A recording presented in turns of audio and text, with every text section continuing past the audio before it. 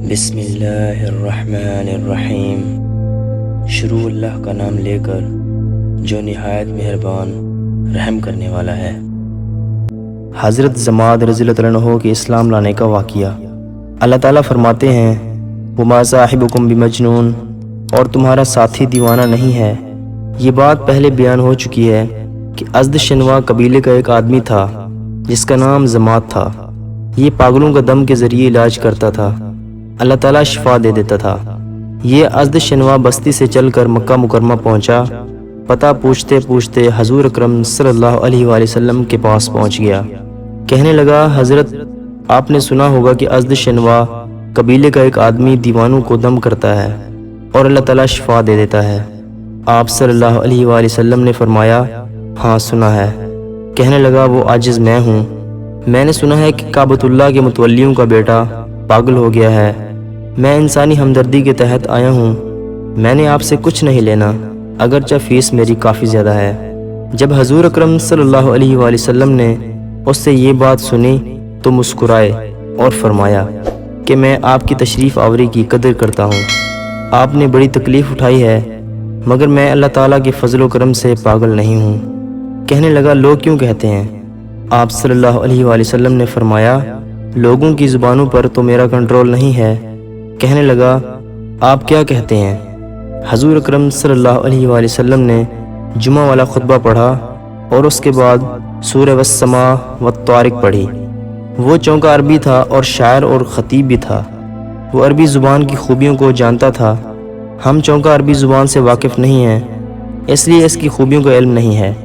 آپ صلی اللہ علیہ وآلہ وسلم پڑھتے جاتے تھے اور اس کی آنکھوں سے آنسو جاری تھے۔ جب آپ صلی اللہ علیہ وآلہ وسلم نے سورہ طارق پڑھ لی تو کہنے لگا یہ مخلوق میں سے کسی کا کلام نہیں ہے، یہ رب تعالیٰ کا کلام ہے۔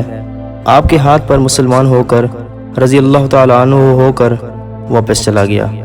مشرکوں نے آپ صلی اللہ علیہ وآلہ وسلم کی مخالفت میں کوئی کسر نہیں چھوڑی۔ ابو لہب آپ صلی اللہ علیہ وآلہ وسلم کا سگا چچا تھا۔ ابو جہل اور ابو لہب نے باری مقرر کی ہوئی تھی کہ ایک دن تردید کے لیے میں نے اس کے ساتھ رہنا ہے اور ایک دن تو نے ساتھ رہنا ہے۔ اسلام میں حج سن 9 ہجری میں فرض ہوا ہے، لیکن لوگ اس سے پہلے حضرت ابراہیم علیہ السلام کے طریقے کے مطابق حج کرتے تھے۔ عرفات منع میں بڑا اجتماع ہوتا تھا۔ ابو جہل نے کہا یہ جب عرفات میں تقریر کرے گا تو میں تردید کروں گا، اور جب منع میں کرے گا تو نے تردید کرنی ہے۔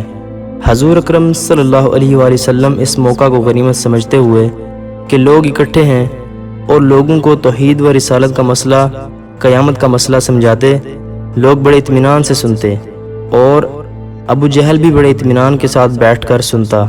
جب آپ صلی اللہ علیہ وآلہ وسلم کا بیان ختم ہوتا تو یہ کھڑا ہو جاتا اور کہتا لوگو میرا نام عمر بن حشام ہے۔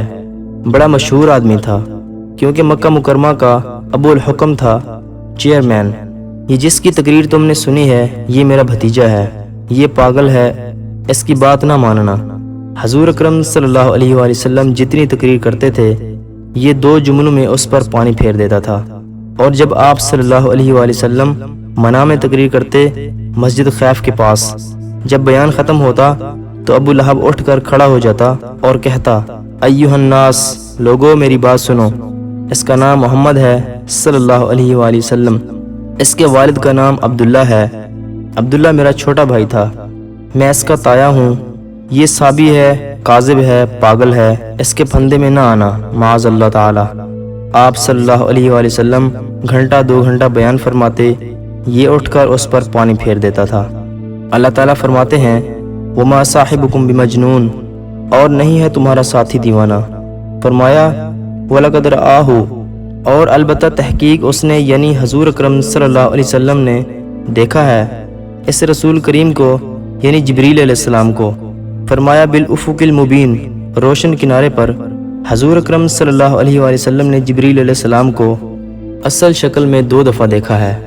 ایک دفعہ زمین پر لہو ستماءہ اجنحۃ، اس کے 600 پر تھے۔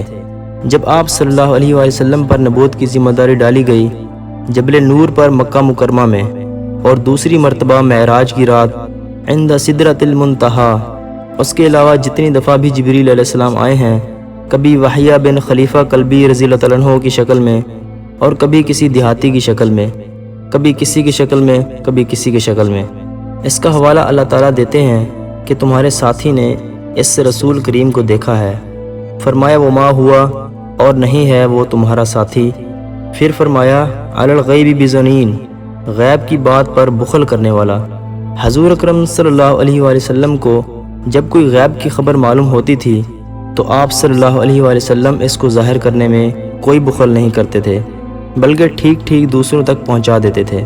دوزخ کیا ہے، میدان محشر کیا ہے، فرشتے کیا ہیں، پل صراط کیا ہے، سارا قرآن کریم غیب سے آیا ہے۔ یہ تمام غیب کی خبریں ہیں جو آپ صلی اللہ علیہ وآلہ وسلم نے بتلائی ہیں۔ آپ صلی اللہ علیہ وآلہ وسلم نے اس پر بخل نہیں کیا۔ اہل بدعت اس آیت کریمہ سے استدلال کرتے ہیں کہ حضور اکرم صلی اللہ علیہ وآلہ وسلم سارا غیب جانتے تھے۔ آپ صلی اللہ علیہ وآلہ وسلم اس میں بخل نہیں کرتے تھے۔ یہ ان کی نادانی ہے، اس لیے کہ یہ صورت 7ویں نمبر پر نازل ہوئی ہے۔ اس کے بعد 107 صورتیں نازل ہوئی ہیں۔ اگر آپ کو سارا غیب معلوم ہو گیا تھا تو 107 صورتوں کے بعد میں نازل ہونے کا کیا معنی ہے؟ اگر اس غیب سے سارا غیب مراد ہے تو پھر یہ آیت کریمہ قرآن کی آخری آیت ہونی چاہیے تھی۔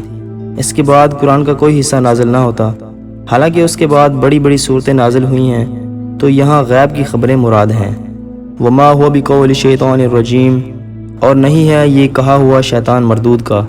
چند دن وہی نہ آئی تو آپ صلی اللہ علیہ وآلہ وسلم کی چچی ابو لہب کی بیوی، جس کا نام اورا اور کنیت ام جمیل تھی، اور ابو سفیان کی سگی بہن تھی۔ یہ خاندان طبی طور پر سخت کرخت مزاج والا تھا۔ آ کر کہنے لگی قد ترککا شیطان کا، تیرے شیطان نے تجھے چھوڑ دیا ہے جو وہی لے کر تیرے پاس آتا تھا، یعنی جبریل علیہ السلام الیاذ باللہ تعالی۔ اللہ تعالیٰ فرماتے ہیں یہ شیطان مردود کا قول نہیں ہے۔ فَأَيْنَ تَذْهَبُونَ، پھر تم کدھر جا رہے ہو؟ ان ہوا، نہیں ہے یہ قرآن، الا ذکر للعالمین، مگر نصیحت تمام جہانوں کے لیے، لمن شاء منکم ان یستقیم، اس کے لیے جو چاہے کہ وہ قائم رہے۔ جو مانے نصیحت اس کے لیے ہے، جو نہیں مانتا اس کے لیے کیا ہے۔ دیکھو کھانا اللہ تعالیٰ نے بھوک ختم کرنے کے لیے بنایا ہے، پانی پیاس بجھانے کے لیے پیدا کیا ہے، مگر بھوک پیاس اسی کی بجھے گی جو کھائے گا پیے گا۔ ویسے اگر زبانی طور پر سارا دن کہتا رہے کھانے سے پیٹ بھر جاتا ہے، پانی سے پیاس بجھ جاتی ہے، تو کچھ فائدہ نہ ہوگا۔ استعمال کرے گا تو فائدہ ہوگا۔ یہ کتاب نصیحت ہے مگر اس کے لیے جو چاہے گا۔ فرمایا وما تشاءون الا ان یشاء اللہ، اور تم نہیں چاہتے مگر یہ کہ چاہے اللہ تعالیٰ، رب العالمین، جو رب ہے تمام جہانوں کا۔ تم اکیلے کچھ نہیں کر سکتے جب تک رب تعالیٰ نہ کرے۔ بندے کو ایمان لانے کا، کفر اختیار کرنے کا، نیکی بدی کرنے کا اختیار اور قدرت ہے، مگر یہ قدرت تو رب نے دی ہے، اس کے استعمال کرنے میں تم مختار ہو۔ مثال کے طور پر دیکھو، یہ ٹیوبیں ہیں، بلب ہیں، پنکھے ہیں، ہم بٹن دبا کر چلا سکتے ہیں، مگر کب؟ جب کہ بجلی ہو۔ اگر بجلی پیچھے سے بند ہو جائے تو ہم کچھ نہیں کر سکتے۔ بندے کو اتنا ہی اختیار ہے، اگر پیچھے سے رب تعالیٰ کی طرف سے بجلی بند ہو جائے تو پھر کوئی کچھ بھی نہیں کر سکتا۔ تم نہیں چاہ سکتے مگر جو رب چاہے، جو تمام جہانوں کا پروردگار ہے۔